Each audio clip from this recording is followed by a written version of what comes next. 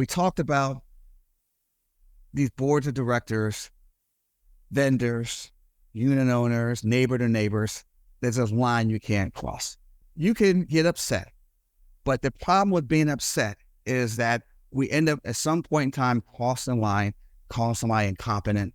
It's like saying that somebody has stolen money, saying somebody, guess what, I can't believe it. Not only that, but they have some infectious disease. I heard they had, or, guess what? They're sleeping with the person too, So those are the lines that are crossed that once I hear them as an insurance person, I know we're going to spend hundreds of thousands of dollars. HOA Insights, common sense for common areas, exists to help all 2 million volunteer board members nationwide have the right information at the right time to make the right decisions for their future. This podcast is sponsored by 4 companies that care about board members: Association Insights and Marketplace, Association Reserves, Community Financials, and Davis Insurance Services. You'll find links to their websites and social media in the show notes. Hi, I'm Kevin Davis of Kevin Davis Insurance Services. And I'm Sherry Branson, Marketing Manager from Kevin Davis Insurance Services. And this is HOA Insights, where we promote common sense for common areas. Welcome, everybody, to episode number 67. Again, this week, I'll be substituting in for Robert Nordlund, and I'm glad to be back again with Sherry Branson. Hey, Sherry, how you doing? Oh, good, Kevin. Good. How are you doing? I'm doing very, very well, and I'm happy to do podcast number 2 with you. Thanks for having me. Sure. Glad you're back. And we're going to talk about something that's really problematic these days, and that is discrimination, harassment, and bullying against board members, against neighbors, against everybody in these community associations. But I want to encourage everybody to look at last week's episode number 66, where I talked about how to avoid these claims out there that we've been seeing, just to make up, you can't stop the claims itself. But we talked about ways and some tips to kind of just lower the magnitude of them so they're not as costly as they was before. And if you want to catch prior episodes, you can listen to them on our podcast website at www.hoainsight.org or watch them from our YouTube channel. Or you can subscribe to our podcast in any of the more popular podcast platforms. If you have any crazy ideas or topics or any questions you'd like for us to address in the upcoming episode, please let us know. Put a comment in the YouTube, leave us a voicemail message at 805-203-3130, and send us an email at podcast@reservestudy.com. Fantastic. Thank you, Kevin. And our goal today, everybody, is to talk about the fact that we've seen a big increase in neighbor-to-neighbor disputes, discrimination, harassment, and bullying complaints in a lot of associations. So we'd like to offer some tips today to help associations minimize those complaints and the best way to deal with them. And Sherry, this is the problem with this. Under the Fair Housing Act, it's unlawful to discriminate. Housing, I'm talking about housing discrimination is unlawful. That is race, creed, color, sex, religion, and we know all those. But what they have done is to add bullying into that definition. So now bullying is a form of housing discrimination, and that's what's creating this massive problem we're seeing for community association boards of directors. And if they're to properly address these issues, can lead to serious issues involving all types of financial, costly. It could be really costly. You're talking about the hundreds of thousands of dollars because bullying, harassment, and discrimination is problematic these days. Mm-hmm. Very problematic and on the increase as well. And Kevin, in this post-COVID world, many more people are working at home. They're hearing the dogs. They're seeing people. They're noticing noise. They're just seeing so much more going on in the neighborhood. And neighbors are just not used to seeing each other as much, I think. And like you said, we've talked about before, people used to go to work and come home at the end of the day. But now you still have quite a few people working remotely. And that has led to a big uptick in these claims as well. Yeah, and that's what we're seeing right now. We're seeing, if you just think about how it used to be when we lived in a community association, and I'm sure you live in the HOA there. We used to go to work at 9 o'clock, 8 o'clock in the morning, come home at 4, you get something to eat, watch some Netflix, and now, 2 o'clock in the afternoon, you're looking outside and you're seeing things you don't like. And the problem today is that those things you don't like are becoming toxic. It's like you really don't like it. We had a situation where there were wind chimes on the neighbor, okay, in Southern California. And you live in Southern California, and you know what the Santa Ana winds can be like, right? Yes, very powerful winds. Mm-hmm. Almost And like a again, hurricane. exactly. I'm trying to get work done or trying to go sleep at night. And those wind chimes are constantly going. So the neighbor just pulled the wind chimes down. He said the wind knocked him down, but again, he kind of did it. And so now all of a sudden you had an altercation between two neighbors there based on law. You got to have, the board can't ignore these situations. They can't ignore them, especially if that one neighbor is saying, now you're bullying me, by taking that sign down, you're harassing me. You're making me feel bad. These are the things that historically, there have to be some kind of proof that I discriminated against you. Yeah. Now it's just a matter, I feel bad. Right.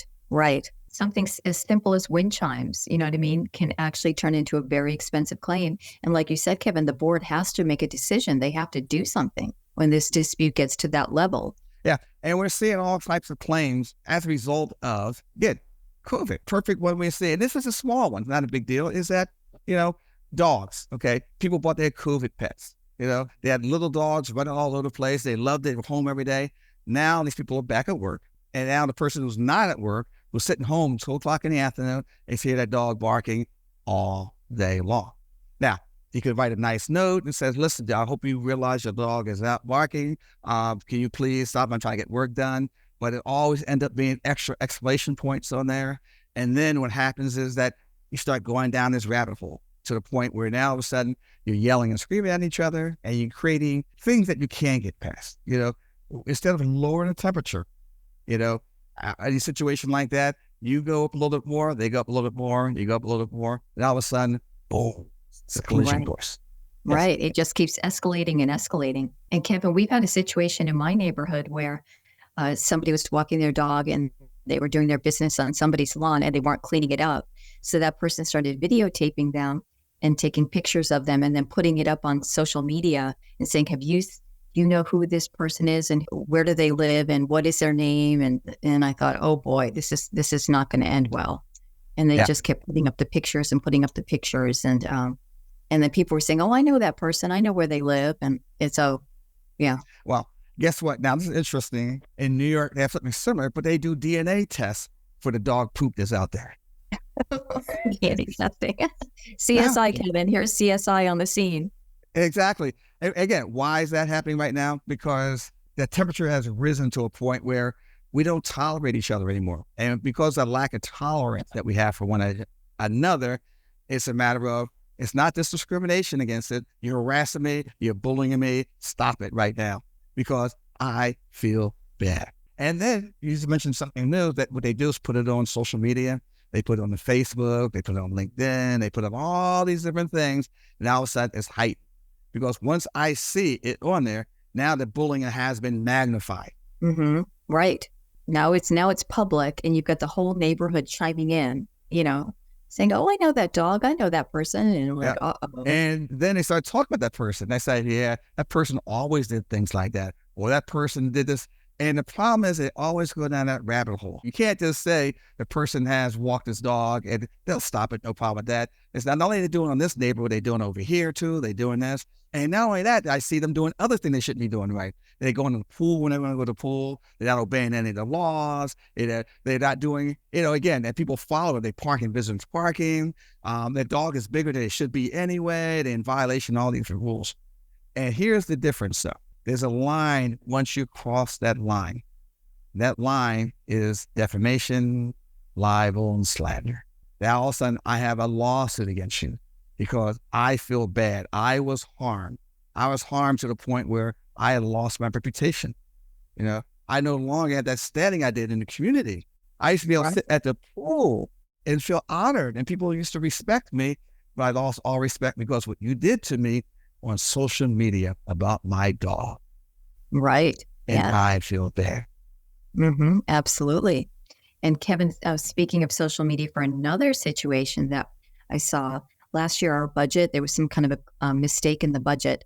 So a lot of the homeowners started complaining about the board members, and really, a lot of not nice things were said on social media, calling them some names and stuff like that, and really going after the board, saying, "Oh, how could they make this mistake? This is ridiculous." Blah blah blah. And this is the problem: is that again we go down a rabbit hole and everything's heightened. So you have the board member, you have the unit owner versus board member kind of situation. You have this thing going on where that unit owner believes that the board hasn't done their job properly. And again, we talked about in the past how right now a lot of board members are facing situations where the expenses out there are higher than the revenue they're taking in because they didn't budget properly, or because they didn't have special assessment, or because they didn't do the things they should have done. I mean, and that's normal. But when you face that situation when expenses are here and your revenue is here, then all of a sudden you got to do something. And what we got to do is say, we made a mistake. We're sorry. We need more money from you. However, guess what? As unit owners, they go down the rabbit hole and say, guess what? We don't think you just made a mistake. We think you're dishonest. We think the reason why there's enough money in there because your brother-in-law, your relative, your friend is the one you hired to be the landscaper, and you're getting kickbacks. Or guess what? You're the one, you're embezzling the money, okay? Or you're just incompetent.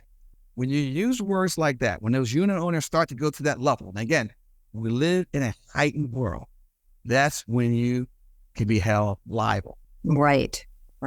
And people aren't realizing that what might start out as a minor thing, as you mentioned, escalates and turns into a huge claim.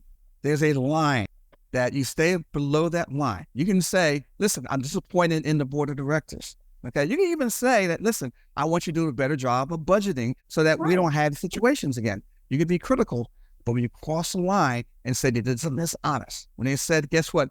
You're getting kickbacks because you hired somebody to give you money back. Because I know that there's a bid out there for a roof for $10,000, but you got a $12,000 roof, so you took $2,000 and pocketed it.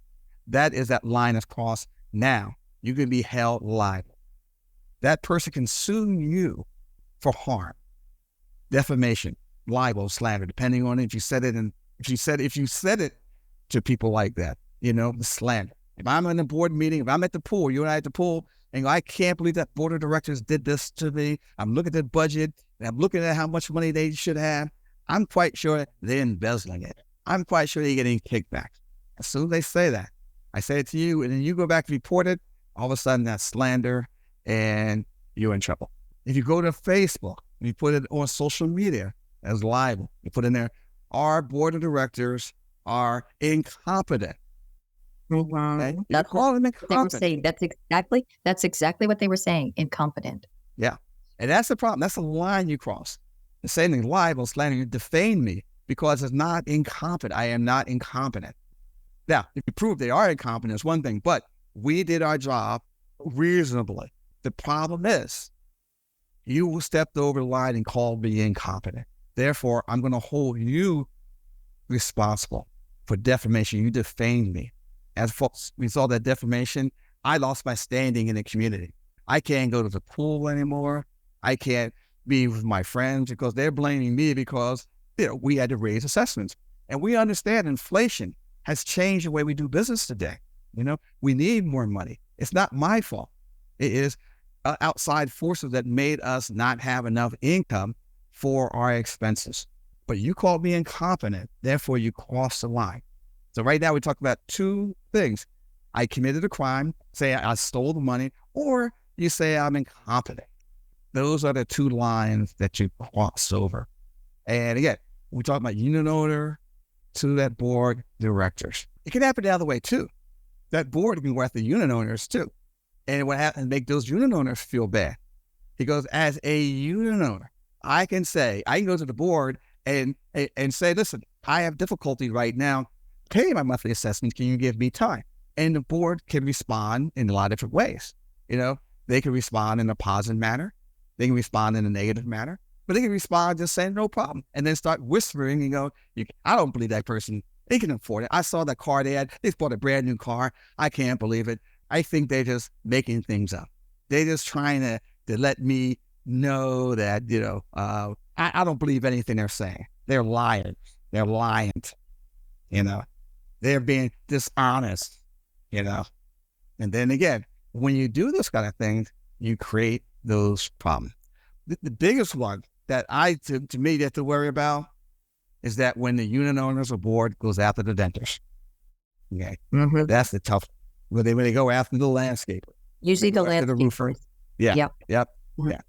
The landscaper, how dare you hire the landscaper? There's been a can of Coke behind that tree for the past 3 weeks, and they haven't removed it yet. Every day I'm looking out my window and see that can of Coke out there, and they have not removed that can of Coke. I can't believe it. Get rid of that man. Get rid of that landscape. They're incompetent. Right. In fact, they probably not only incompetent, but they overpaid. I looked at the budget. You paid way too much money. That's why I like what you're doing, because I think you're getting kickbacks from that. Again, but when you have a defamation of character against a vendor, now you're talking about something serious. Mm-hmm. And actually, Kevin, let me just bring up a quick little example. In my neighborhood, people were complaining that the way they were cutting the hedges, I guess they were cutting them, like really chopping them back. But then it come to find out, somebody else chimed in later and said, well, those particular types of hedges have to be trimmed that way because of whatever, there were a lot of people putting up like pictures of their hedges, saying, look at what they're doing. They're butchering our hedges. They're killing our plants. And again, that line across is saying that this vendor's incompetent. Once you say that vendor's incompetent, what you're doing now, you are messing with this living, and all of a sudden now you're talking about a major suit. You're talking about something that could cost a lot of money, because all of a sudden you defame them to the point where they can't make a living anymore. Right. Their professional reputation. Their professional reputation is everything. It's everything. Now, there's two other areas that comes into play. So we're talking about they're incompetent or you committed a crime. Now, during COVID, this one popped up a lot. If you have some kind of infectious disease, stay with that person has COVID. What are you talking about? I don't have COVID. As a result of saying I have COVID, I lost my standing in the community. Right. Yeah. I mean, just pointing out somebody is sick and they're contagious. I mean, that's something you should never do publicly. That's that line.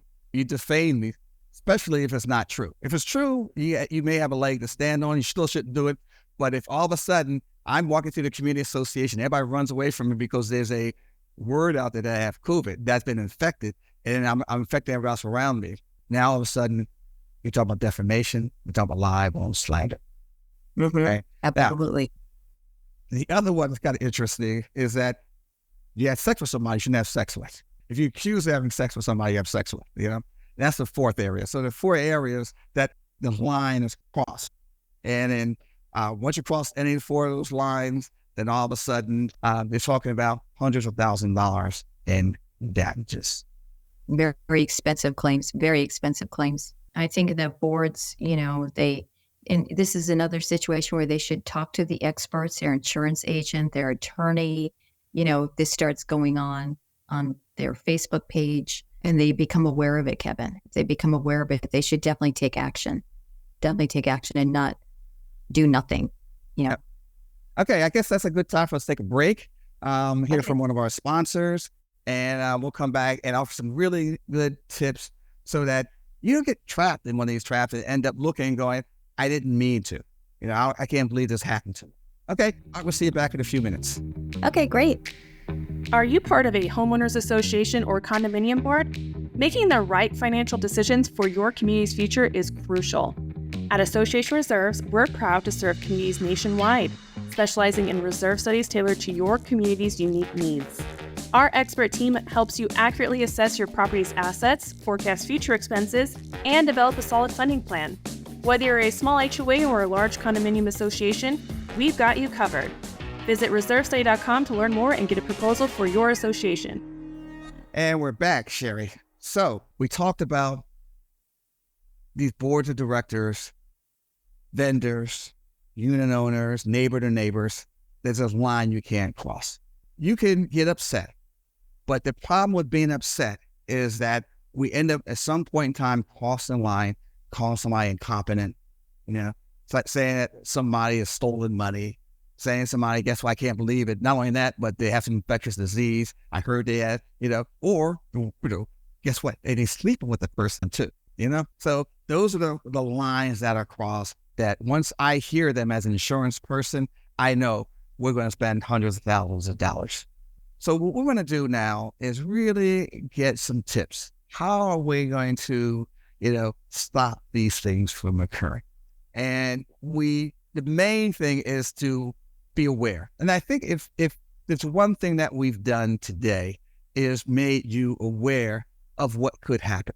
Because right now we live in that post-COVID world you talked about earlier, Sherry, where we're home at 2 o'clock in the afternoon and I can't get my work done because guess what's happening outside right now? The pickleball court is in there and people playing pickleball at 2 o'clock in the afternoon instead of working. So I'm yelling at my window and now the pickleball people are getting upset and we have to learn to tone it down, lower the temperature.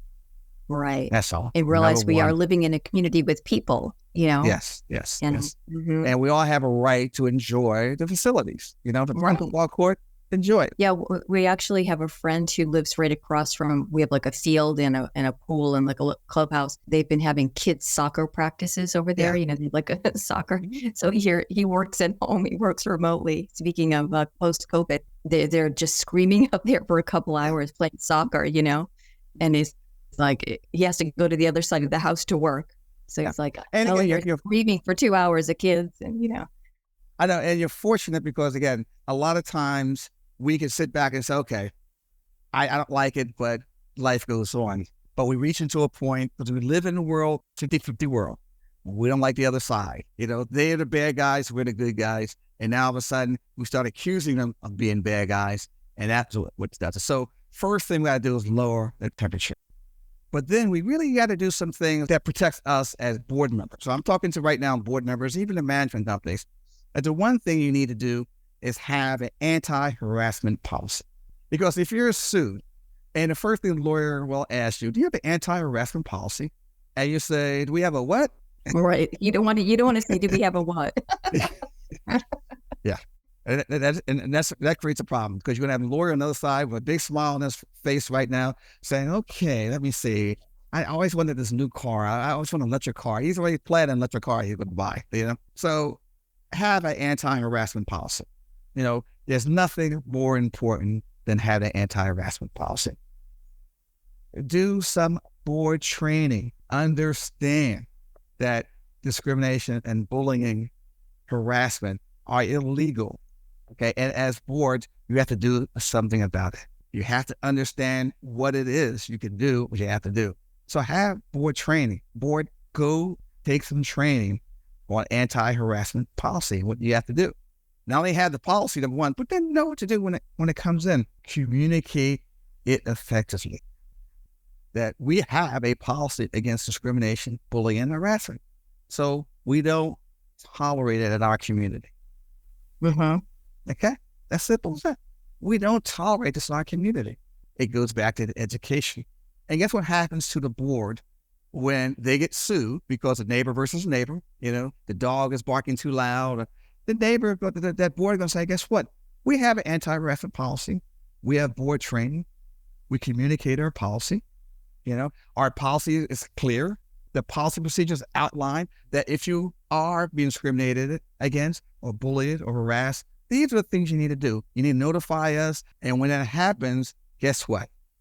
All of a sudden, I don't want to be sued ever as a board member of a community association, but we did the right job. Okay? We did the right job. Yes, we did the right things. I mean, you can't prevent every single lawsuit, but if you're doing things correctly and doing the right things, you can reduce it dramatically and maybe nip it in the bud. Yeah. And again, what we're always saying is just lower the likelihood of a claim, minimize it. You can be sued, but at a certain point in time, guess what happens? First of all, I have an insurance policy that picks up discrimination, harassment, and bullying. That's number one.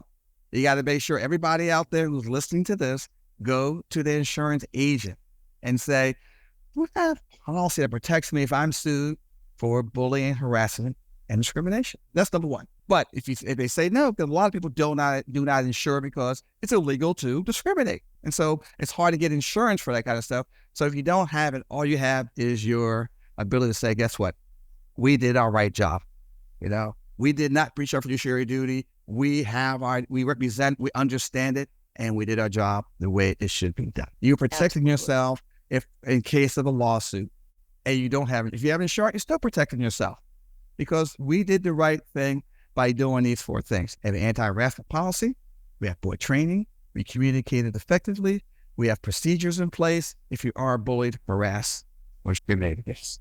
And it works out pretty well. If you teach people about respect for their community, treat people kindness, if you start from a perspective of kindness, and treat people like they belong in a community, a lot of things won't happen, because we live in a time where everything's heightened. And so by taking a couple minutes to be kind to you, to do basic common sense kindness to you by saying thank you, nice to meet you, what kindness means, it can also lower a lot of things. But we can't control that. The things you can control are the things we say. Right. Yeah. Right. Exactly. Yeah. Exactly. The more that board members are aware of these situations and how to handle them, and the more training that they have, Kevin, and the more education, like you said, it's going to just make the association that much better, safer, and calmer, and most likely will diffuse quite a few of these situations where they don't turn into lawsuits or claims, or at least make it a more civil situation. You know what I mean? Where if a lawsuit or claim is filed, then hopefully they can have reduced some of the damage. But if they have these policies in place and they're communicating them clearly with the homeowners, I think just the fact that people are more aware of it, rather than just immediately posting on Facebook and putting a picture up of somebody or their dog or whatever, they might think twice about it. If the homeowners are also educated, it's going to help the homeowners and everybody. Well, Sherry, guess what? I think those are great closing comments. You summarized it really well. So thanks a lot. And again, we hope you learned some HOA insights from our talk today. We enjoyed bringing them to you, and that brings you common sense to your common area. We look forward to having you join us again for another great episode next week. Thank you. You've been listening to HOA Insights, Common Sense for Common Areas. You can listen to the show on our podcast website, hoainsights.org, or subscribe on any of the most popular podcast platforms. You can also watch the show on our YouTube channel. Check the show notes for helpful links. If you like the show and want to support the work we do, you can do so in a number of ways. The most important thing that you can do is engage in the conversation. Leave a question in the comment section on our YouTube videos. You can also email your questions or voice memos to podcast@reservestudy.com, or leave us a voicemail at 805-203-3130. If you gain any insights from the show, please do us a huge favor by sharing the show with other board members that you know. You can also support us by supporting the brands that support this program. Please remember that the views and opinions expressed by the podcast do not constitute legal advice. You'll want to consult your own legal counsel before making any important decisions. Finally, this podcast was expertly mixed and mastered by Stoke Light Video and Marketing. With Stoke Light on your team, you'll reach more customers with marketing expertise that inspires action. See the show notes to connect with Stoke Light.